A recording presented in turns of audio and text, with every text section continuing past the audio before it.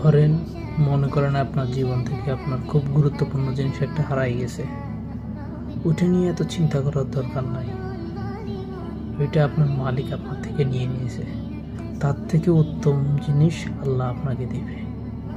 আল্লাহ যেটা নিয়ে যায় তার থেকে উত্তম জিনিস দেয়, বুঝছেন? তো ওইটার জন্য কান্নাকাটি করে ডিপ্রেশনে পড়ে সিগারেট খেয়ে মদ গাঞ্জা সব খাই, এর থেকে ভালো আপনি উজু করেন, 2 রাকাত নফল নামাজ পড়েন, আল্লাহর কাছে বলেন, আল্লাহ আপনাকে ওদের থেকে উত্তম জিনিস দিবে। আল্লাহর উপর ভরসা করা।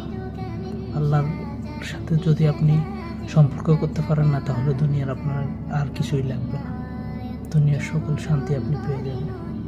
আল্লাহর ভালোবাসা এত বেশি বলার বাইরে। আল্লাহ ভালোবাসাকে সৃষ্টি করার পর 100 ভাগ করলেন, 100 ভাগের মধ্যে 1% শুধু আমাদের মানুষের কাছে দিয়েছে, আর 99% আল্লাহর কাছে আছে। তো আল্লাহর ভালোবাসাটা বুঝুন।